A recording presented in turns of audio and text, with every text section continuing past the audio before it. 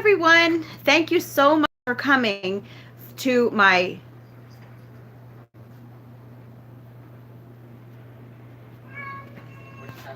I don't know.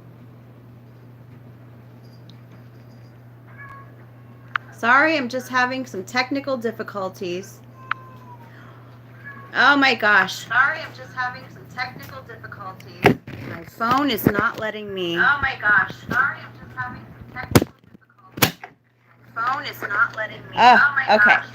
Well, it looks like I'm going to have to hold my phone for now. I was trying to do it in the landscape and it just wasn't working. And now I have the volume going on here. Hold on one second. Oh my heavens. Hold on.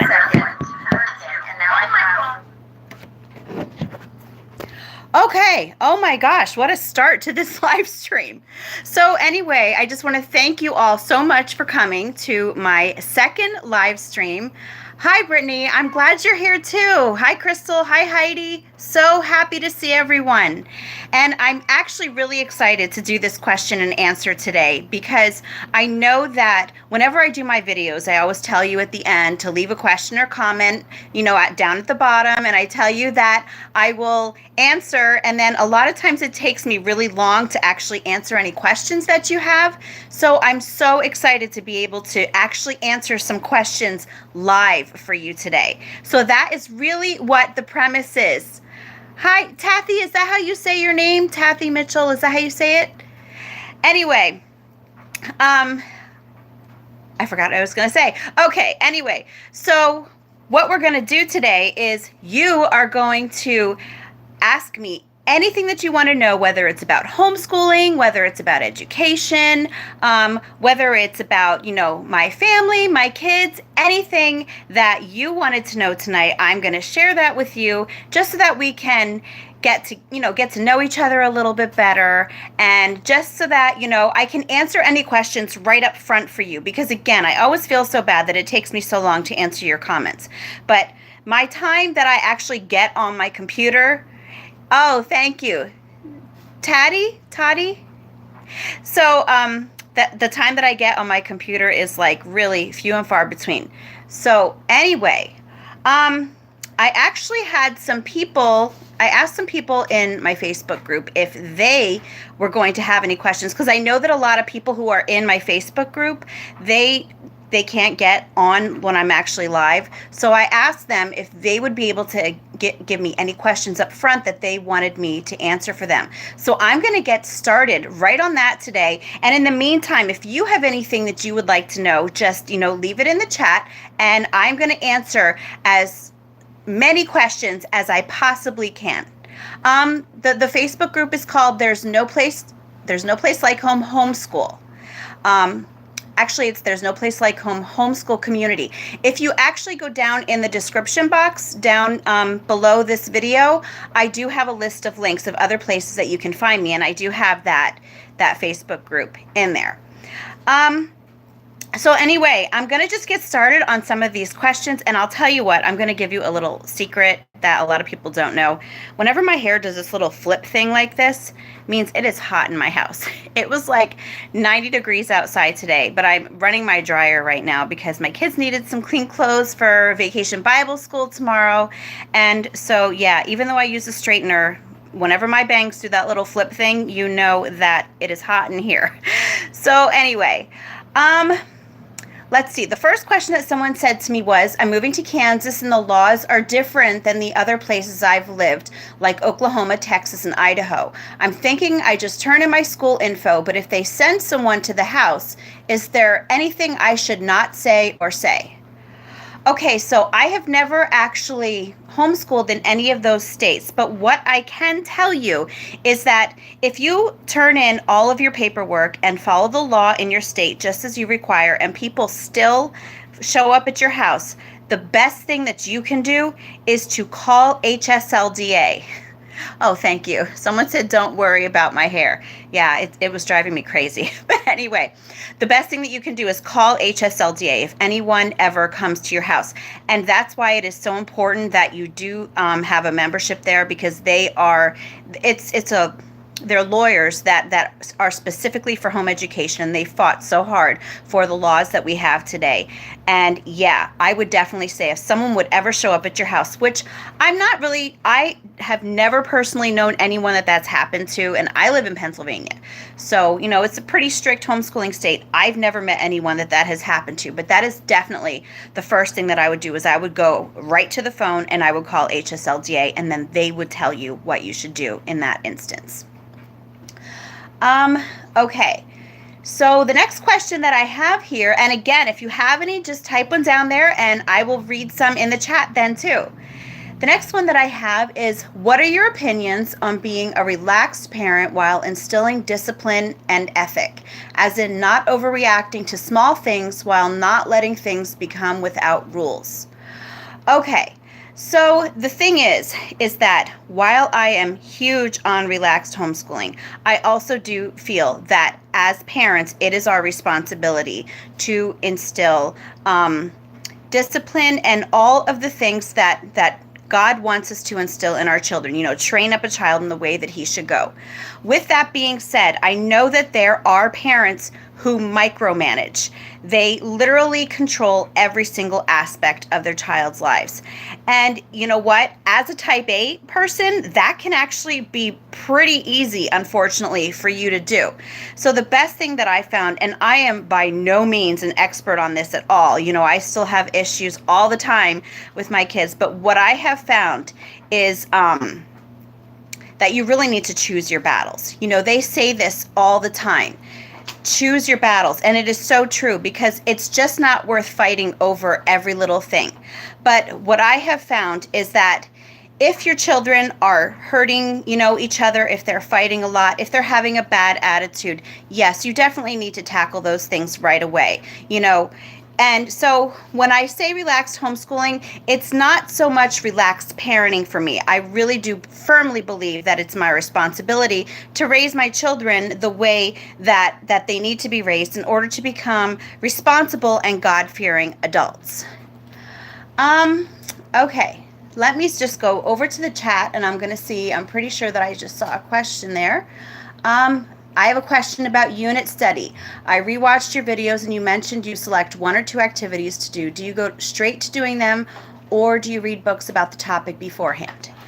Typically, we will read a book before we start our unit study activities. I'm a big read aloud person. We're a big read aloud family. So yes, that is really important to me. And I think that it is just a nice way to ease into your homeschool day, because a lot of times, kids are a little bit tired in the morning. And so just sitting down, having that family time together, that discussion time is really nice. And it really introduces your kids to the topic that you're learning about. A lot of times in fun ways, I would hope always fun ways, but whether you're reading historical fiction or even trade books, looking at pictures, my kids were learning about Scotland, so we started reading some books on Edinburgh Castle together, and that really got them interested in that. So yeah, that's what we do. We will read aloud together, and then we will jump into the activities, and we typically do 2 of those every day that we do our unit studies. Let me see. Okay, so for now, I'm just going to head back over to... Oh, here we go. Here's another one. I saw your video on notebooking instead of doing the chapter review, which was very helpful. Where can I find the notebooking pages that don't look too elementary? My daughter is in 9th grade. My favorite source for notebooking pages is notebookingpages.com. Even if you just download their free sampler, their free sampler has over 300 notebooking pages that you can choose from. So yeah, my daughter, who is in high school, she also uses those. And so what you need to do, if you actually do have that sampler, is you need to scroll through it, because it starts out with like the primary line pages, so it might look like all the notebooking pages are written just for younger kids. But if you scroll through down, towards the end, you are going to start having the notebooking pages that are just, the single lines that are written for older kids. So yeah, notebookingpages.com. Definitely. And if I think of it, I will edit the description box below and I'll put that in there then. Okay. I'm new to notebooking and unit studies. My kids love it, but I'm having trouble letting go of the textbooks because I feel secure with them, especially for my high school kids. I know. That's how I was at first too, because it's kind of like, that's how we grew up. We're so used to the textbooks, and we just kind of get it in our head that that's the only way to do things. So, I did a video on using a textbook as a spine. I don't know if you've ever seen that, where you can actually plan fun lessons by using a textbook table of contents.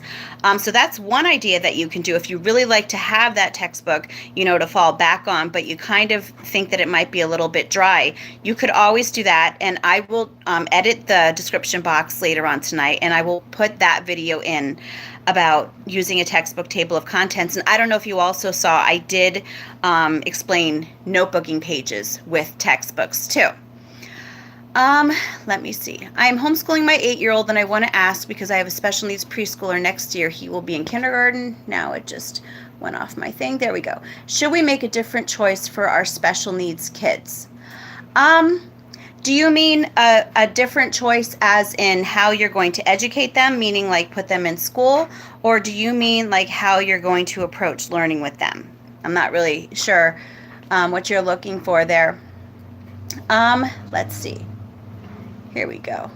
I have started implementing a relaxed homeschool environment. It has been a total game changer. My son's motivation, determination, and joy of learning has finally returned. I am so glad to hear that.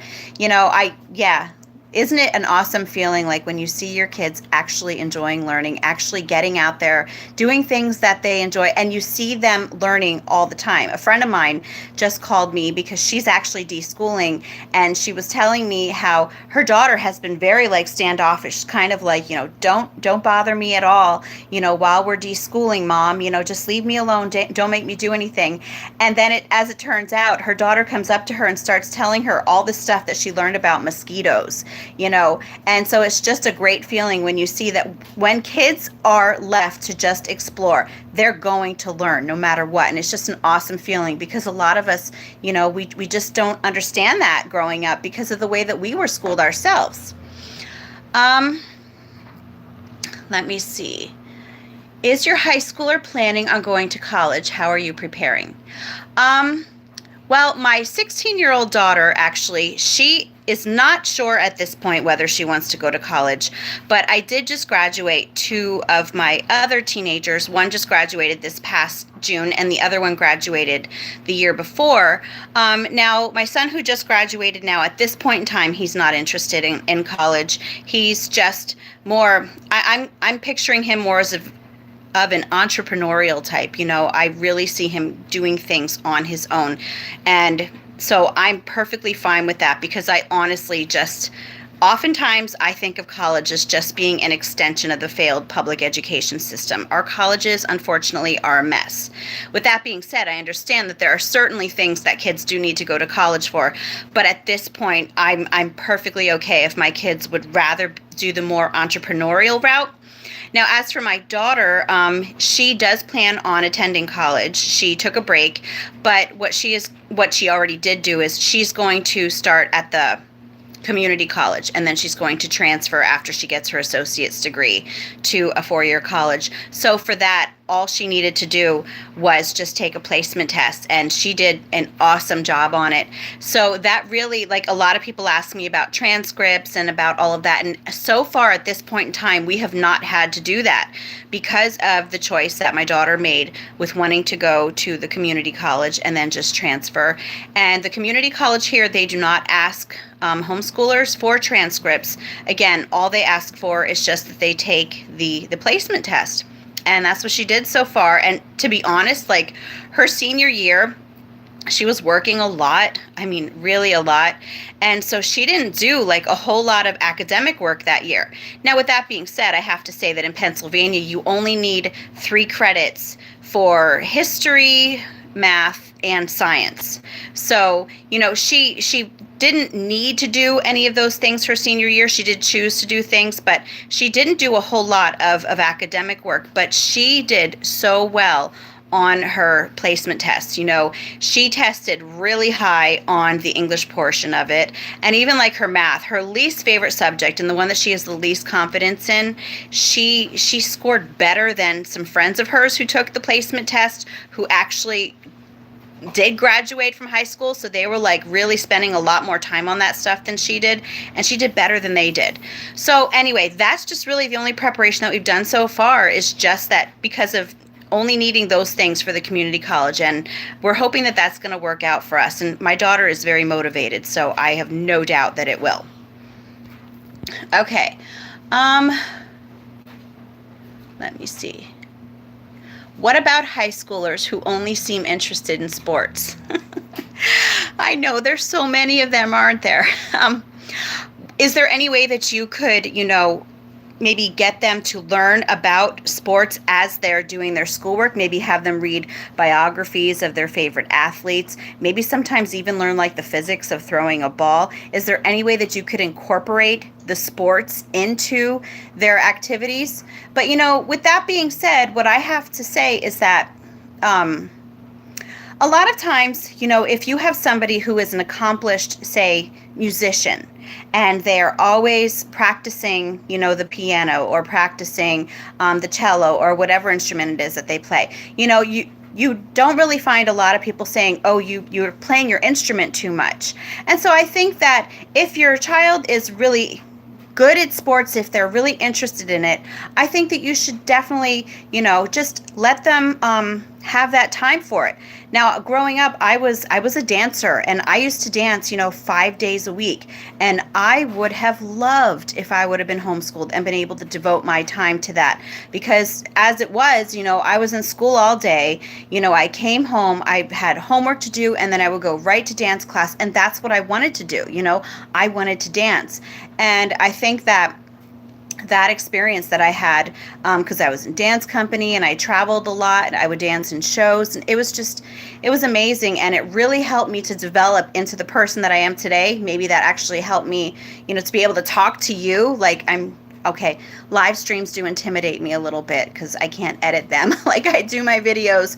But anyway, I would definitely say just try to support them, maybe incorporate that learning into your homeschool the best that you can.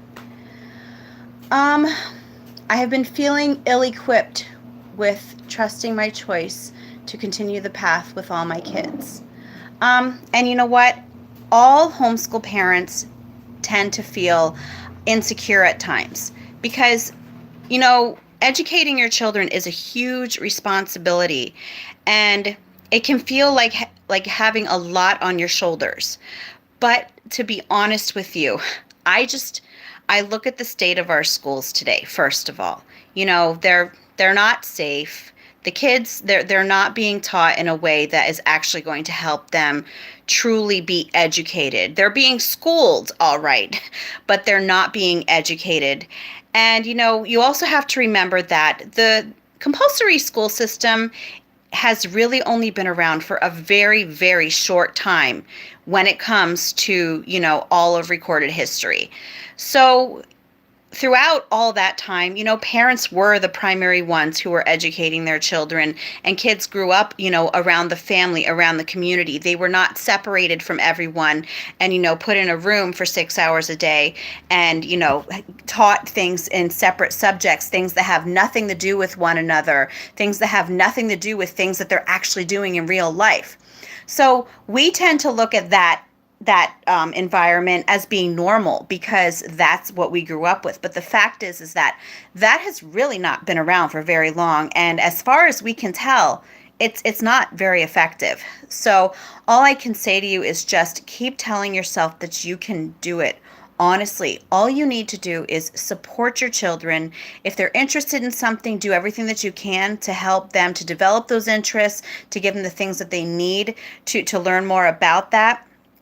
But never underestimate what you as a parent can do. Remember, you are the one who taught your kids, how to talk. You were the one who was there. You were helping your kids learn how to crawl and learn how to walk, to dress themselves, to know what things are called, how to interact with people. You have already taught your kids so many things. So you definitely can teach them actual educational things that they're going to learn, that they're going to need in real life.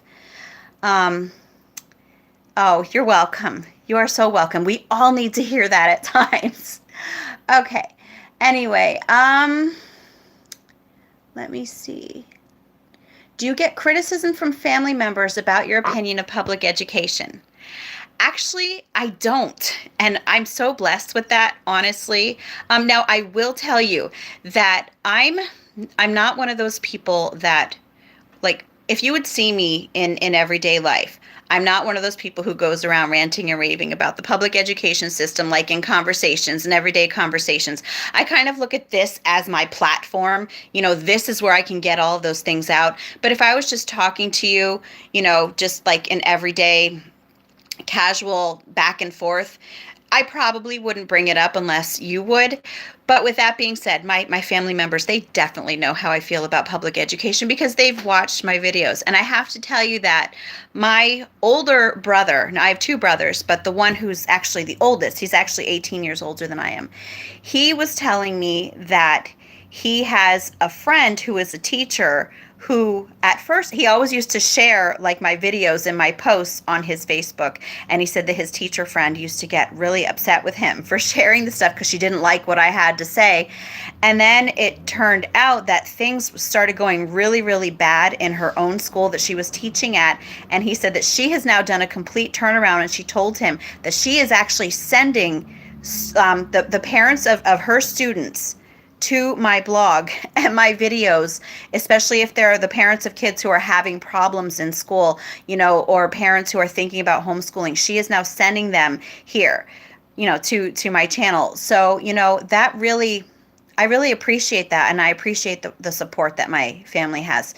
The only time anyone has ever said anything about homeschooling in my family is just my father-in-law. At one point, he was trying to get my kids to talk my husband and me into putting them into high school because he wanted them to graduate from his alma mater.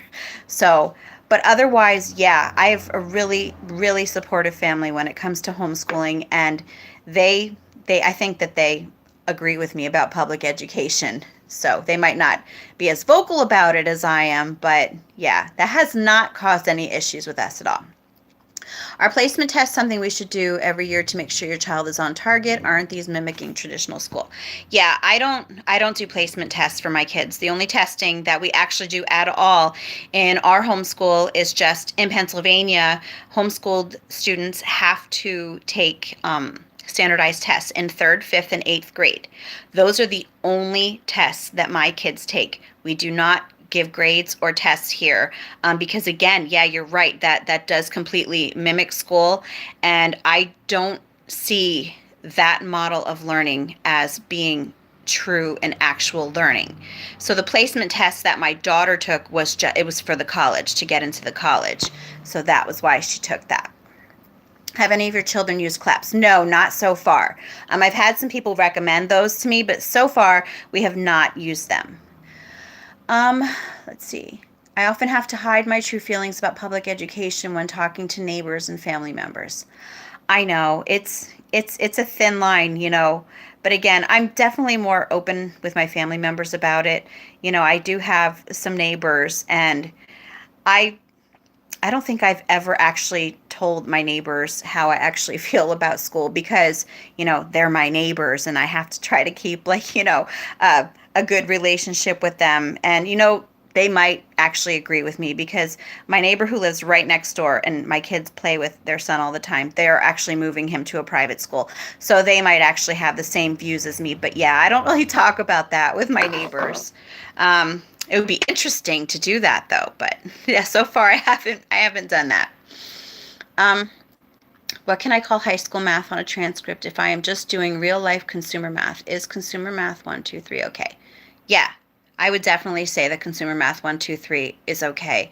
What are some other things that I've heard it called besides consumer math? Practical math sometimes. Was it life math? You could actually probably Google that because there are a lot of different terms that you can use, but I would totally go with the consumer math 1, 2, and 3. Definitely. Do I use a Bible curriculum? We are new Christians, and I'm struggling with how to teach my 6-year-old about God and the Bible. Okay, so we do not use an actual Bible curriculum. We start out our day with devotions. We use a kid's devotional Bible. There's over 300 devotions in it. So what we do is we will read the verse, we read the devotion together, and then my older kids who are able to read by themselves, we will actually take turns reading passages from the Bible together. Now, most of the curriculum that we have is has a Christian worldview, such as Beautiful Feet books and CONUS. But I don't use an actual Bible curriculum to do that. We just, I feel that it's really important that you work that faith into your everyday life. It's not something that needs to be separate. That should be something that is all encompassing, and your entire just your whole life should be surrounding that and showing the values and the morals that God wants for us. Wow. Someone outside has a really loud motorcycle, and my poor cat just got scared to death and fell off of the hutch. Anyway, okay, so let's see. What are some tips of getting over laziness as the home educator? Oh, we all get like that at times, don't we? Yeah, because you can't have a movie day every day, can you? Some tips that I have are just make sure that the curriculum or the approach that you're using is something that you yourself are excited about. I found that if you use something that you're kind of wishy-washy about and you're not really having fun with yourself, is something that is not meeting your teaching style. Just like kids have learning styles, parents have teaching styles, and our teaching style is often very similar to our learning style. So you have to make sure that the curriculum or the activities that you're doing are things that you yourself are enjoying too. Also, getting over laziness as a home educator. I have to say that we do year-round homeschooling here. What we do is we start our new school year the second week of July, and then we will do school 6 weeks on, 1 week off, 6 weeks on, 1 week off. And then we take a 6-week break between Thanksgiving and New Year's, and then we take another 6-week break for the summer. It usually starts, around the end of May or the beginning of June. And what I found with that is that really helps to motivate you as the homeschool parent, because you know that you've got that 1 week break coming every 6 weeks. You know that you have that if you just reach the point where you're like, oh my gosh, I just need a break, you have that already coming. But when you work it out, it's still, in Pennsylvania, we have to homeschool for 180 days a year. Now, if you ask me, kids are learning every day, so every day is a homeschool day. But at least when I do work it out like that with the 6 weeks on, 1 week off, and then the 2 6-week breaks, it does equal out to 36 weeks, which is 180 days. So, you mentioned an algebra book your son uses. I need something for my son for year 9 and 10. I love no-nonsense algebra for high school. First of all, it's not expensive. I found that way too many textbooks are just exorbitantly priced. This is so reasonable, and it comes with online tutorials. Like, they give you a key, like a code that you put in, a password that you put in, and it gives you a website to go to.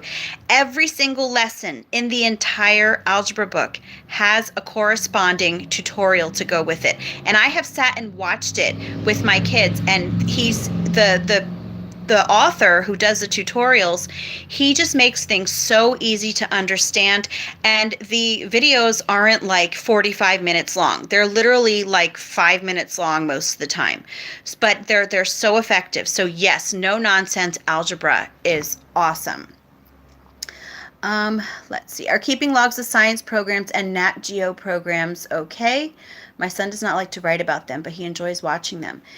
Yeah, I would definitely keep logs of the things that they're watching, because again, it all comes down to your child's learning style. If they are taking in that information and retaining it, yes, to me, it doesn't matter how a child learns. It just matters that they are learning. Let's see. I'm just going to quick Oh, hold on. How do you feel about co-ops for younger kids? My son is 5 and we are starting our journey. I found one once a year near us, but honestly, I'm nervous to join.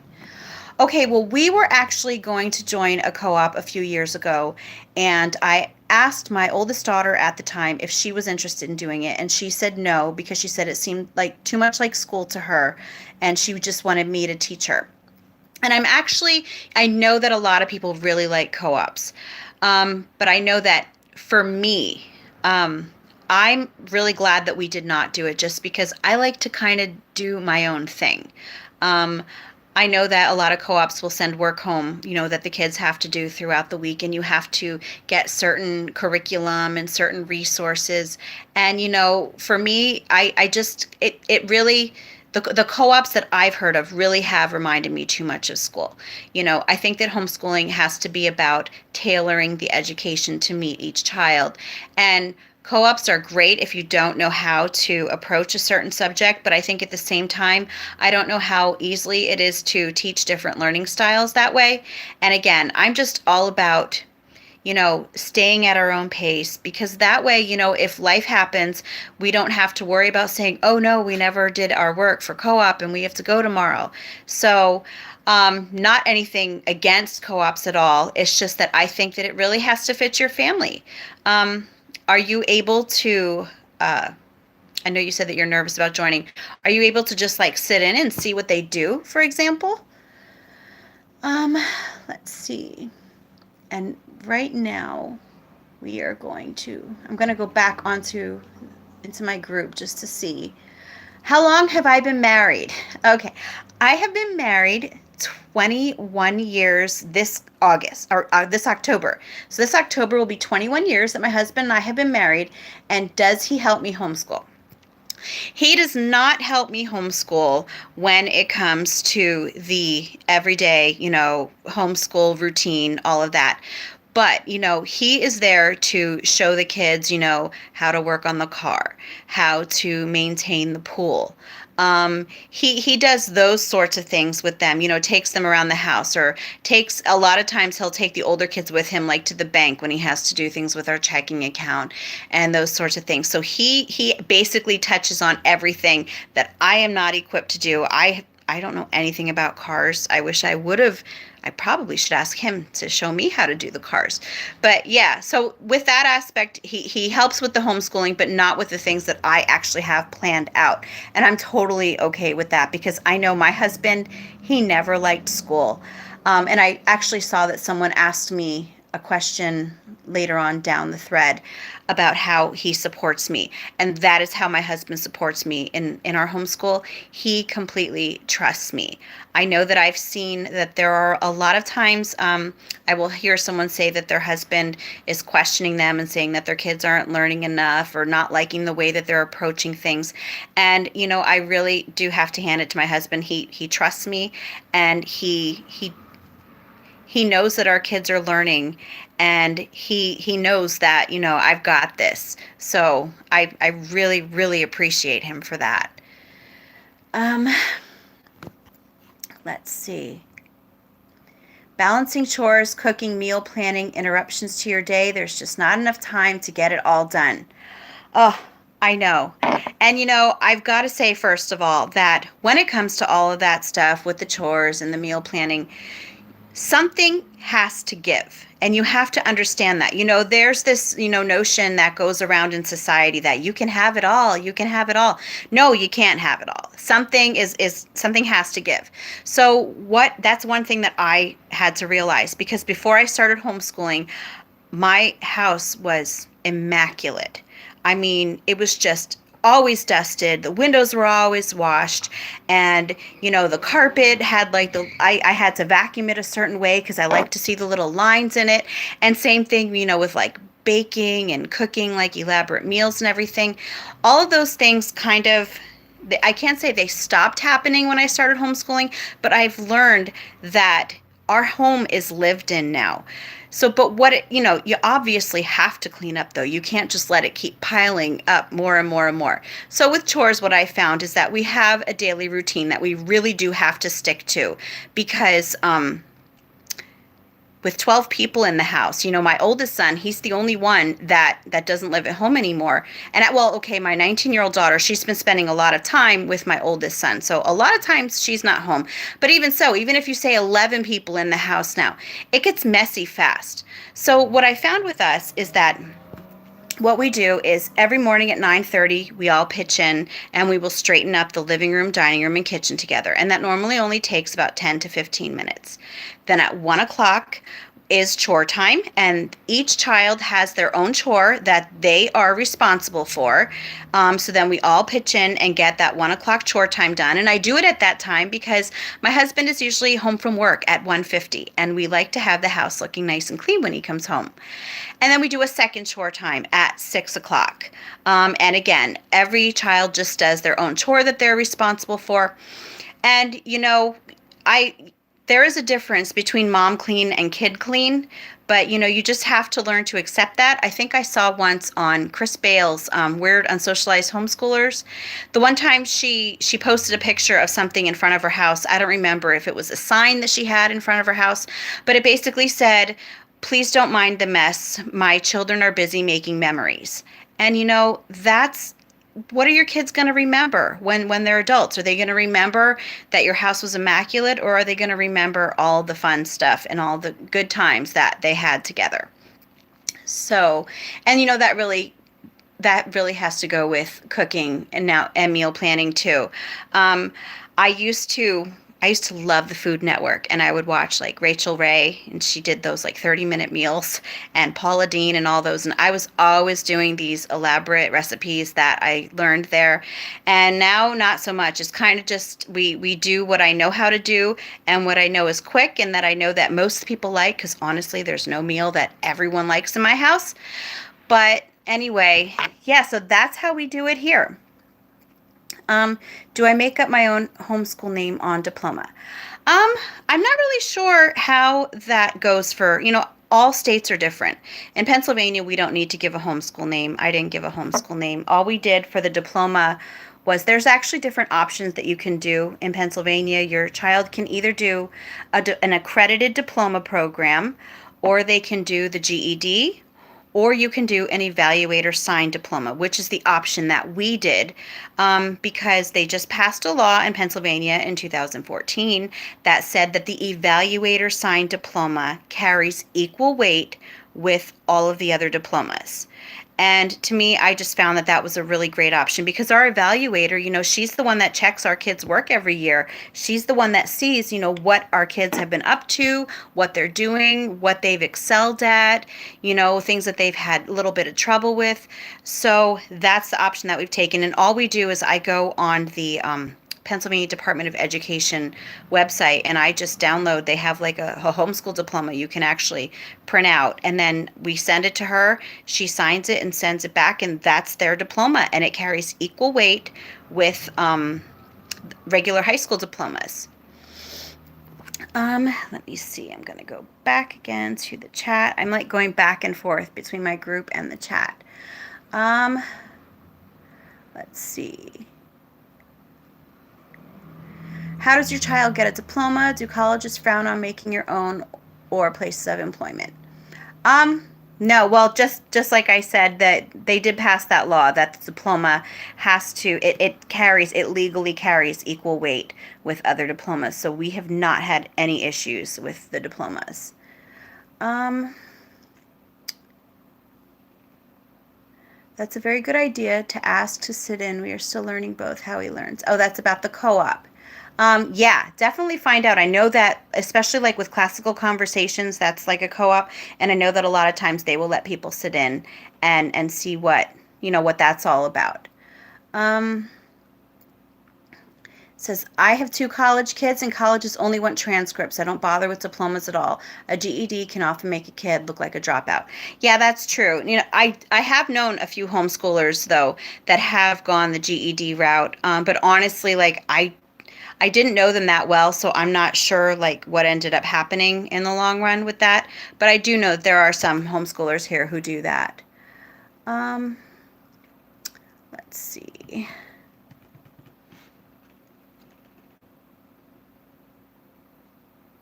I did not plan on holding my phone this time.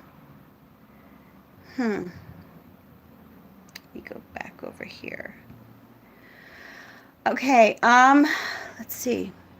How do you stay confident in your decision to homeschool? I lose confidence and feel overwhelmed by the weight of it all. Yeah, and that's really what I talked about before, is just you have to remember that you have already taught your kids so much stuff, and I think that a lot of times we get this notion in our head that you've got to have a teaching diploma or a teaching degree in order to educate your children, and that's just not the case. Those teaching degrees, when they go to get that, they're taught, how to keep all the records, how to give grades, how to grade like writing assignments, all of that paperwork that they have to do, how to manage a classroom. And those are not really things that are relevant in a homeschool. So just remember that, as the parent, you are your child's first teacher and you are your child's best teacher because you know your kids better than anyone. Let's see.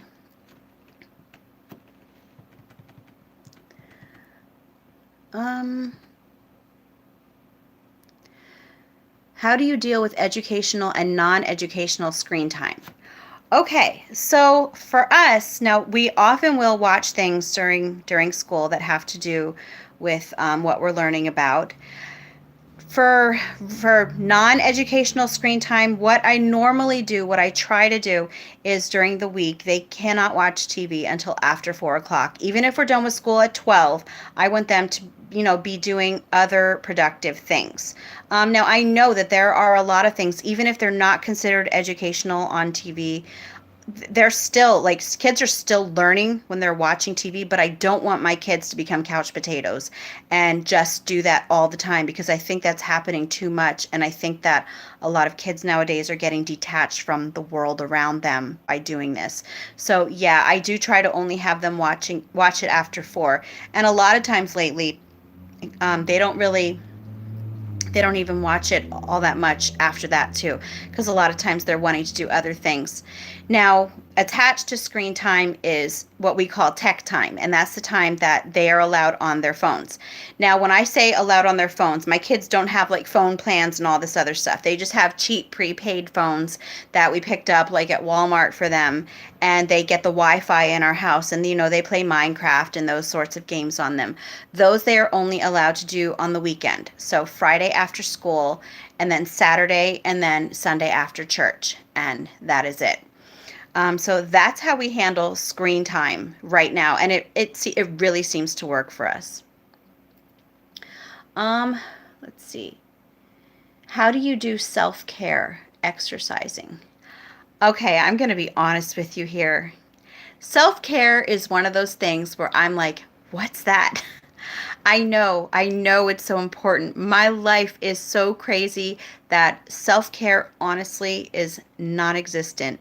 To me, self-care is just having the time to sit down and read a good book.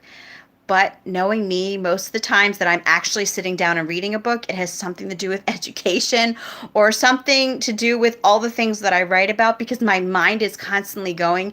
So, yeah, self-care is one of those things that I do really need to work on. Um, and then with exercising, the most exercise that I get, honestly, is chasing kids and going for walks with them.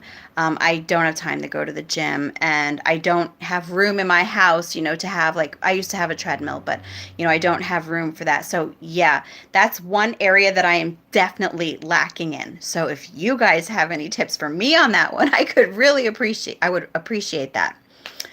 Um, anyway, let's see. Um, how do I deal with discipline issues that thwart school? Okay, discipline issues that thwart school, a lot of times what we will do is we will have family meetings. And the kids always know when I'm like, okay, everybody come sit down in the living room. We're going to have a family meeting. They know that something is going on.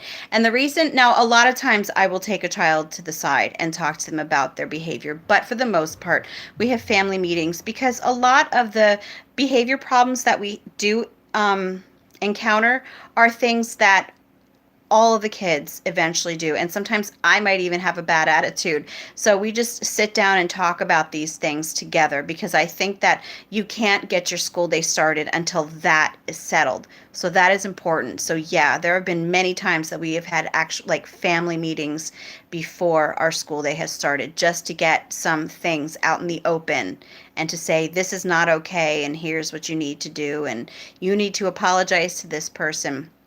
So yeah, that's what we do so far. My kids have learned more from doing notebooking and unit studies since we started recently than they have in all the textbooks they did last year. Isn't that awesome? I love that, because again, yeah, textbooks, they weren't written to be interesting. I don't know if you guys saw my other video where I read, like, it was an admission by a former textbook author, and he's like, hey, I'm sorry, I know I made all those books boring before, but they made me take all the good stuff out because it could only be so long. And and that's what ends up happening. Textbooks just, they're not fun. And so when you do things like notebooking, that's more open-ended. Your kids can take in what they are learning, the things that stand out to them, and the things that really seem to hold their interest. Those are the things they're going to retain. Those are the things that are going to stay with them. And then with unit studies, your child is completely immersed in a topic, learning about all different aspects of it. So it's not just like little snippets of subjects that are unrelated. Everything, there's like a cohesiveness, and that really helps kids to retain things. I am going to talk to my son real quick to see if he can figure out. I got this new tripod, and now I moved it, and I can't get it to stand up the other way. So Bailey, can you see if you can turn that for me in the meantime? Because my hand is getting tired from holding my phone all this time. Like this? Okay. What, Bailey? Like this? Do I actually do unit studies with high schoolers? Yes. I actually last year did a unit study with my daughter was 15, and then my son, who just graduated, they worked together to do a unit study on the American Revolution. And if you can't figure it out, it's okay. I was just hoping that we would be able to turn it. I think it turns down that way.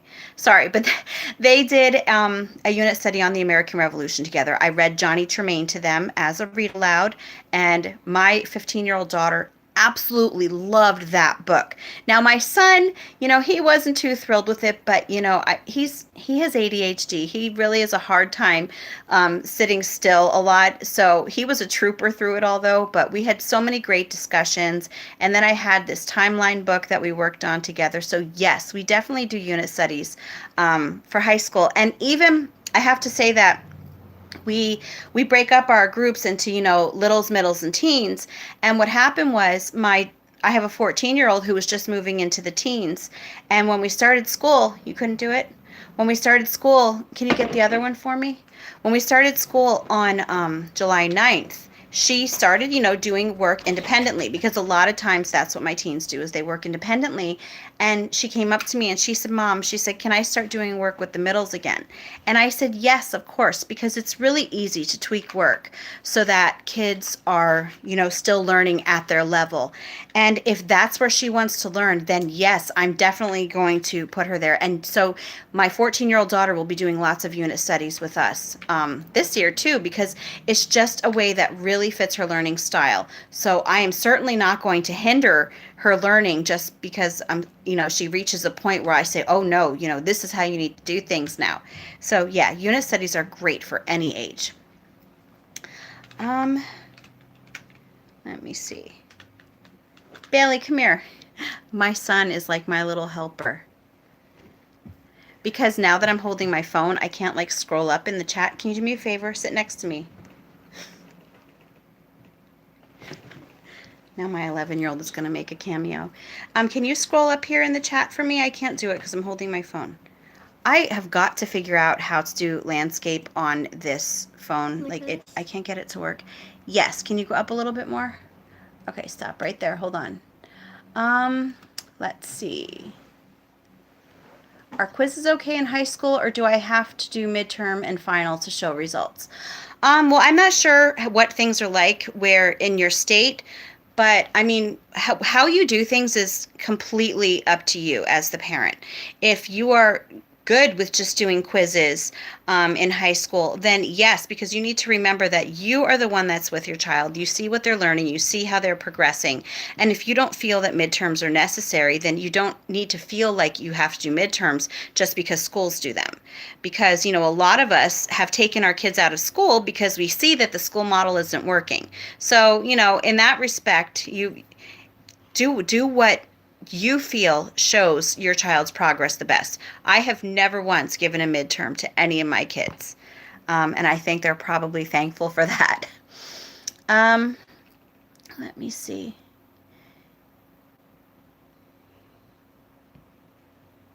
Um,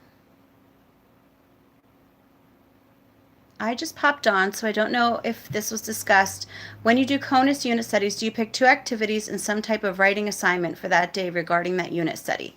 Um, well, Okay, I don't want to confuse anybody, but when we do our notebooking, because the writing assignment would have to do with notebooking, and we actually have a rotation schedule for our notebooking because we do so many different types of notebooks that we rotate them. So there are some days when it is the day for my kids to do their unit study notebooking that they will have a writing assignment to do with their CONUS or whatever unit study we're working on. So I might say to them, okay, now we're done with the activities and now you need to do your unit study notebooking. But that's not every time that we do our unit studies, because our rotation for notebooking is copywork, journaling, interest-led notebooking, and unit study notebooking. So that's what we do. We kind of just keep rotating those over and over and over again. So when it falls that it's unit study notebooking day, then yes, then they will do a writing assignment for the unit study that day. Now, a lot of times it all depends on what kind of activities we're going to be doing in the unit study. They might already be doing an activity that has a lot of writing in it for the unit study. So if that is the case, I won't even have them do their other notebooking. That's what I will use as their notebooking page for that day, because I don't want to be redundant, and I also don't want to make my kids hate writing by making them write too much. So, of course, you have to expect more from them as they get older, but I think that's really important.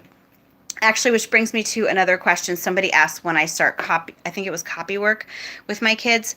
And what I have found with my own children is that we don't start the actual copy work until middles, until they're usually around the age of 8. That's usually when I will start real copy work with my kids, where I will say, give them the Shel Silverstein book and say, okay, I need you to copy this poem. Or I'll say to them, I need you to copy this passage from the Bible. That's when we actually start that kind of copy work.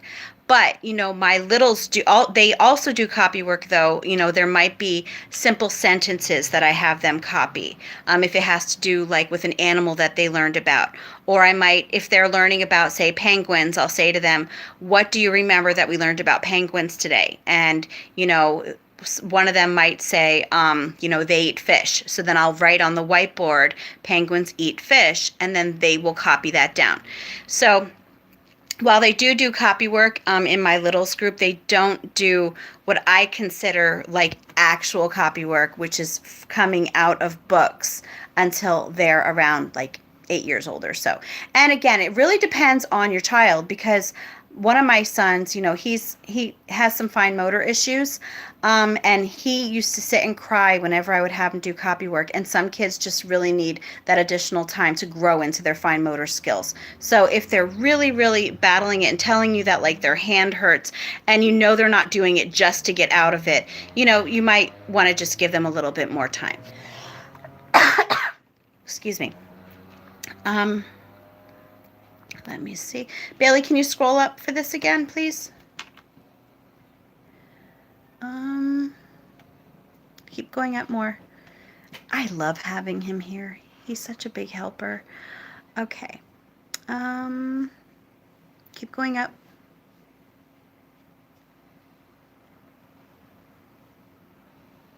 Let's see. Hold on. Stop. Oh, I so look forward to your videos. You speak of what I am thinking and feeling all the time, and so it's nice to know I am not alone in my thoughts. Keep speaking the truth. I can't help myself. I'm definitely going to keep speaking the truth, because, yeah, it's almost to a fault that I just can't hold it in. So, yeah, there's no doubt that that's going to keep happening with me. So, I know, and I know that a lot of people, especially like a lot of other homeschool bloggers, they don't like to say bad things about, the public education system and those sorts of things. But you know what? Us hiding the truth or us pretending that it's not happening isn't going to help anything to get better. And I think that if you're opening people's eyes to the things that are going on, you're helping people more that way, because they're able to understand, hey, you know what, I need to get my kids out. So let's see, I just saw that someone else just asked something and I need to go down. How do you handle when kids are not cooperative during homeschool or have the don't want us? Oh, well, I think that you need to look at why they're acting that way. Sometimes it might just be downright disobedience. And if it comes down to that, yeah, there are times that I put my foot down and I'll say to them, look, you need to do your schoolwork today. And I know that, you might be tired, but, the thing is with me is that our lessons are all very short. So it's not like my kids have to sit through 45-minute math lessons, or 50-minute writing lessons. We keep our lessons short. So if my kids get the I don't want us, I really do not have a problem telling them, you need to work as hard as you can to get this done, because this is going to help you in the long run. So, let me see. Oh, hi, homeschool honey. Did you just come on or are you leaving now? It says good evening all. So anyway, so yeah, that's what we do. Now, if they're doing the I don't want us, because again, I was talking about my son, crying when he was doing his copy work before. It was because he had an actual legitimate reason. He just wasn't ready to do that. So I think that you just have to be really in tune to whether your kids are just kind of being lazy or if they have an actual reason. And it's hard sometimes to discern between that. But if I kind of get the feeling that, yeah, they're just doing this because they're being lazy today, I will tell them, no, you know what, you need to do this. So, oh, you just got here. Okay. Well, you know what? I'm glad that you still got here though. Anyway, let me see. I just want to make sure, because I know that there were a lot of questions over in my group before too. Bailey, can you scroll down there for me too? See, he's like here. You see my son. Where are you, Bailey? Okay. Anyway, so he's my little helper. Oh, you went down too much though now, Bailey. Okay. Let me see. Oh, go up a little bit more. Oh, I think that I got all of those. Okay. I got all the questions in my Facebook group now, and I'm hoping that I got all the questions that you guys have here.